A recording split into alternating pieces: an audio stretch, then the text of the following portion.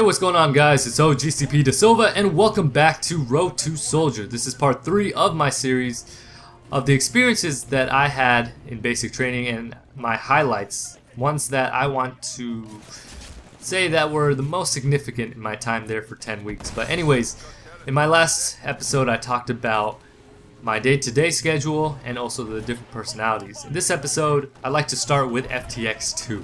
In FTX 2, we had to do things a lot different than in FTX 1, and for obvious reasons, it was a lot more tough, and it was a lot more of a responsibility and more tasks for us to do. For instance, FTX 2, although it was less cold than in FTX 1, we actually stayed there for 3 or 4 days. In FTX 1, we didn't even stay one night because of how cold it was, and our company commander and our first sergeant decided that it would be better if we left that same day. So FTX 2, definitely not the case. What we had to do different in this one was, on top of having a longer rug march to the destination, and it's obviously a different destination than the first, we had to build foxholes or dig up foxholes, and we only had these hand shovels to do it. And I'm sure you might have an idea as to what a foxhole is if you've seen any trenches in like movies or any military shooter, or any military games or anything to do with military. You probably have seen trenches, but it's not as deep as the trenches are. They are considerably deep for us enough to lie prone in them and pull security, but not as deep as a trench. But we had to basically, me and a battle buddy and all the people who were there in the company, had to build these foxholes in a V shape, so have one foxhole dug up where I'm looking and covering the left flank, and my battle buddies covering the right flank. So that way we were also crossing legs at the point where our legs would intersect. So that way we had full coverage of the area around us. But that was basically the point, and we had to lie down there with our M16s, our trusty M16s, and pull security. Now, this was all just training for us, just being there the whole day. And the rule of thumb that we had to live by when taking up security was to stay in the foxhole at all times. And that doesn't mean both of us, like at least one person had to be in the foxhole at any given time, otherwise the drill sergeants would hound us. And a lot of times if you had to go to the latrine, for instance, you would have to pick somebody else from a different foxhole around you to go with you as well, because that rule still applies. You have to be with the battle buddy wherever you went. And it was more of an accountability thing than anything else, so people knew where you were at all times. Because accountability is a huge thing in the military, because if they don't know where you are, they don't know if you're AWOL, taken by the enemy, taken hostage, missing in action. They don't know. They don't know what's your status. So that way it eliminates that need. Also, one thing that happened during these pulling security instances were the fact that a lot of people got sleepy because that's all we did all day. And a lot of times at night when we had to do fire guard, it was a 2-hour shift for all the people pulling fire guard. So like, for instance, if it started at 9, then you would do 9 to 11 to you get the point, right? Like 2-hour shifts. So that's what we had to do, and it was just tiring, man. A lot of people got sleep because we were just in there the whole day, and then we were expected to do it for another 2 hours past our bedtime.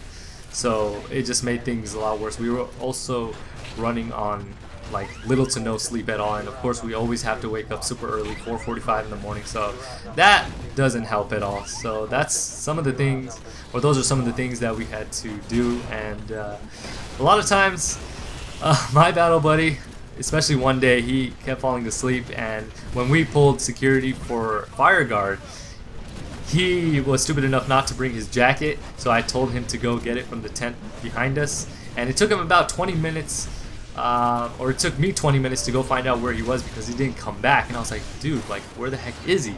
And the reason why I didn't leave earlier to go see where he was during that time was the fact that we're not allowed to abandon our foxhole at any given time. There's always supposed to be one person in them. But I was like, you know what, screw it. This dude hasn't been seen. I hope he has not fallen asleep in his tent and leaving me out here in the cold. So I went to go see where he was, and I found a funny scene. I found this dude halfway, his body lying halfway in the tent and half out. Like, this dude was knocked out. Like, apparently he was probably searching for his jacket, and it took so long that he fell asleep. Like, seriously, do you have like some sleeping problem? I got so mad. I was like, wow, dude, I can't believe he actually did that. But, you know, it might have been the fact also, or a factor that really played a big part in us taking our time and really having a tough time finding our equipment, is the fact that we don't have like a floodlight or any sort of illumination except the flashlights that they gave us. And we didn't know, or we couldn't really see or have great visibility as to where everybody was, where everything like our equipment was at all times. So that's why it was very difficult. It took us quite a bit of time to get the things that we needed on a day-to-day basis. So I think that's what had happened for him, and he got just way too sleepy and he fell asleep. So at that point in time, I just kicked him and told him to come on back to the what is it called, the foxhole, and finish off our shift. So that was pretty funny. And another thing that happened, same dude back at the barracks, he paid this other guy $100 for candy. Now, it was a bag full of candy, but nothing near $100 worth of candy. And you know, people went crazy for any type of food when you brought it back to the barracks. And by the way, that's considered contraband because we're not allowed to have any food up in the barracks at all. Otherwise, you know, you would get in a lot of trouble. And sometimes, at random days, the drill sergeants would do shakedowns in hopes of finding contraband. And there were times where, luckily, they didn't find any contraband, and some people were just really good at hiding it. Or we actually did get caught, and they called us all outside, and we all got smoked. So those were some of the things that happened. And speaking of these food items or contraband items, we got them from our MREs, or ready-to-eat meals, or meals ready to eat if I'm saying it the right way, and also from the dining facility where we had breakfast, lunch, and dinner. You know, a lot of times these places would have like granola bars and also apples and stuff that we would sneak in our pockets and bring up to the barracks. In the MREs, they would have Skittles, M&Ms, Twizzlers. These were some of the hot items that a lot of people craved when they got to the barracks. And you know, some even made a profit. Some, like for my friend, for instance, he's not actually my friend, he's just a battle buddy, that's all I'm gonna say.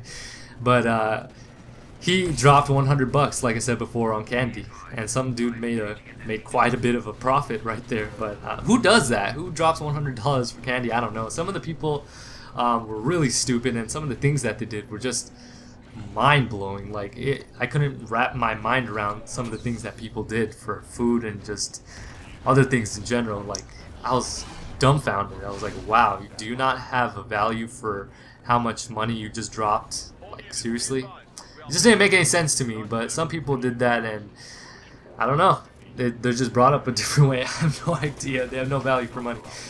But anyways, that's gonna do it for me in this episode. In my next episode, I'll talk about something different, and hopefully you guys are enjoying what's coming your way, and I have a lot more to share with you guys. So until next time, this is OGCP Da Silva, and I am signing off.